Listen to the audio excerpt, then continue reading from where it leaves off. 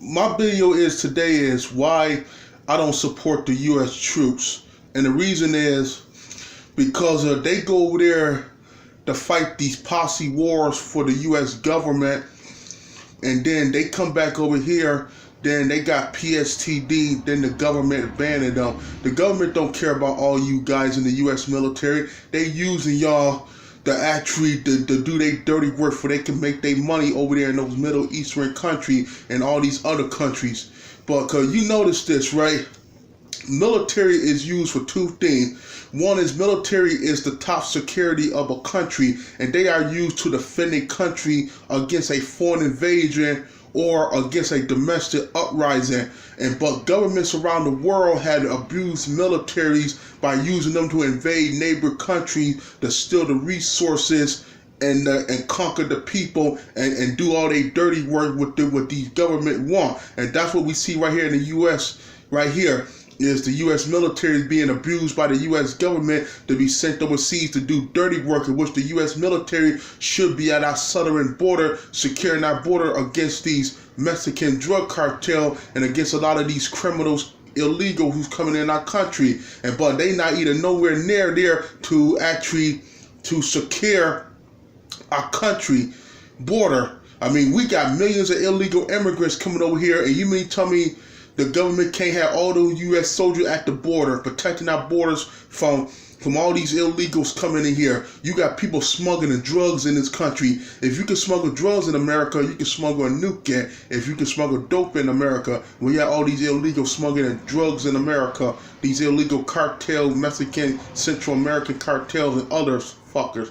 So my issue is I don't support the U.S. soldiers because the U.S. soldiers keep talking about, oh, I'm fighting for your freedom, for Serbia. How can you fight for my freedom in which you can't even protect your own freedom back at home in America? Look at, for example, at the police. I see many cases, many videos where these police officers have beat up a lot of these American veterans, killed a lot of these Iraqis in Afghanistan and other U.S. veterans and covered it up. And I ain't see none of you guys retaliated against the police, against one of your fallen military brother, against some of these dirty cops. How can you protect my freedom and where the police can stop you out here in America? They can make up a lie, so, oh, we stop you, we got somebody fit your description, or they can make up a lie just to stop you. And you see the citizens' rights be violated by the police in this country, and you talk, oh, you fight for my freedom. You ain't fight for my freedom. Take a look, for example. I have an uncle who went to Vietnam, and I told my uncle, right, I said, how do you defend my freedom? And look what's going on here in this country. But look at these Vietnam veterans. All these U.S. soldiers came back from the Vietnam War, right? And look what happened. They was called baby killers at the airport. And you notice this, right? White America gave Asian people better privileges than they gave the Vietnam veteran guy. Take a look at back in World War II, where black soldiers fought and over there against the Nazis and the Japanese. But the Germans came over here right after the Second World War, and they was given white privileges. And while blacks still had to fight for freedom. And while Germans came over here, and that's another thing about you guys. You guys in the military, y'all go overseas and fight for your country, and then the enemy come over here, and the enemy is better treated by the government and by the civilian, by the citizens of the country than you. These Arabs come over here, they don't have to pay goddamn taxes. But you go there and kill them, and then they family members come over here and open up business and don't have to pay taxes for 7 years. If you open up a business, you gotta pay taxes, and while they don't. And then a lot of y'all in Afghanistan, a lot of U.S. soldiers in Afghanistan, y'all defending women's and children's rights. How can you defend a woman and children's rights in Afghanistan and you can't even protect women's and kids' rights here in America? Look what's going on here in this country. You got all these child molesters. You got all these sexual allegations against women. You got women being discriminated against. But you guys going over there to Afghanistan to protect women's and children's rights in Afghanistan. But y'all can't even protect children's and women's rights here in America. You U.S. soldiers over there in Afghanistan, take a look at all you World War II veterans. You guys, I looking at news clips, and you guys, you talk, oh, I fought for America. But what about those Aryan brotherhoods? What about those white dudes with the squash sticker in this country running around with the squash sticker, praise Hitler? Why had none of you World War II veterans didn't say nothing when all these white dudes for decades ran around here with swastika, pray Hitler, and you say you saw your fellow brother die at the hands of the Nazis in Normandy and over there in Europe, and but you have white citizens in this country runs around here with swastika praying the enemy. Take another look at these Confederate guys. Take a look at this for all you Iraqi veterans and Afghanistan veterans. You got people in the Deep South, man, who see a Confederate soldier life buried than you are. I'm talking about a fucking Confederate guy who got killed in 1862. His life buried than a U.S. soldier who got shot in the streets of Baghdad and Afghanistan on the War on Terror. You got people in the Deep South talking about these Confederate people like Jefferson Davis, Robert Lee, Stonewall Jackson, Nathan Benjamin Ford, whatever that guy's name was, and they see these guys, they look at these guys as heroes and say, oh, these guys went to heaven are going to fight in the war against America. Do we say that about other people who fought against America, like Timothy Bay? We'll never say, oh, he went to heaven, what he did to America. Or Saddam Hussein, Bin Laden, Lee Powell, Adolf Hitler, and all those other guys, Fidel Castro and stuff. But you got people in the Deep South who see these Confederate guys as heroes who fought a war against the United States.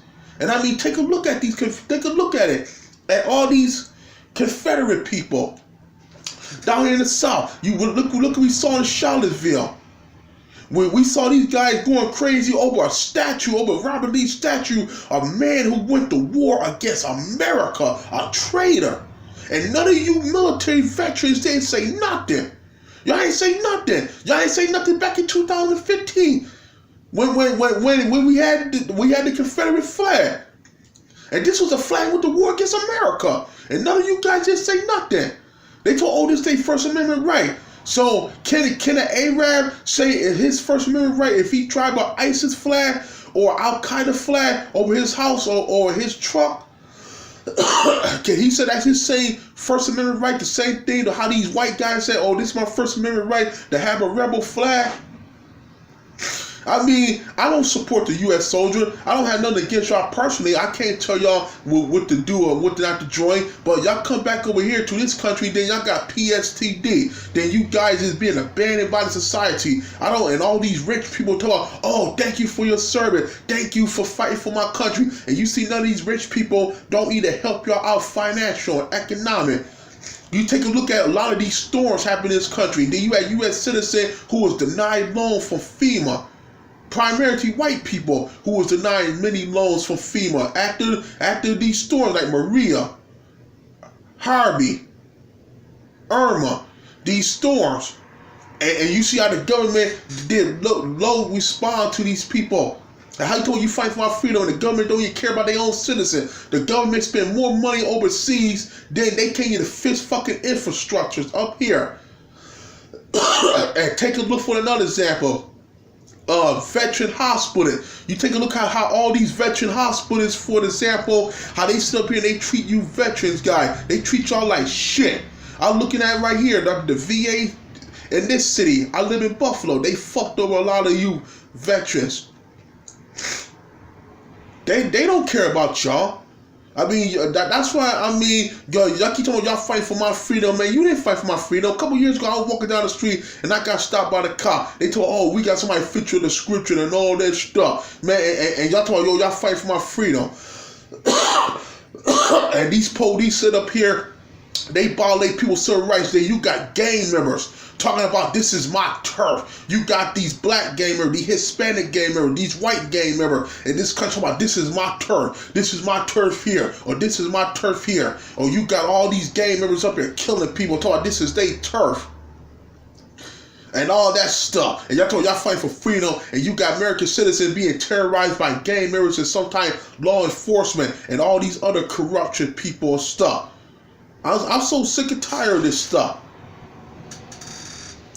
I just don't understand how you guys keep talking y'all fighting for our freedom and y'all see all this goddamn stuff going on, all these enemies running around in this country, all these fucking enemies. Y'all told y'all fighting for my freedom and you have all these goddamn fucking enemies running around in this country. I mean, I just don't get it. All these goddamn enemies. You got neo-Nazi, and here go America was at war with neo-Nazi. You got Confederate statue, Confederate flags, people running around here. We was at war with these people. And I mean, it's just something like the Korean War. And you got the government is in bed with these people. Our government is in bed with the Russian. Our government, the West and the East, they are in bed with one another. I mean, at least the people in Russia know their government is in bed with the West. And we here in the West know our government is in bed with the East. They in bed with one another.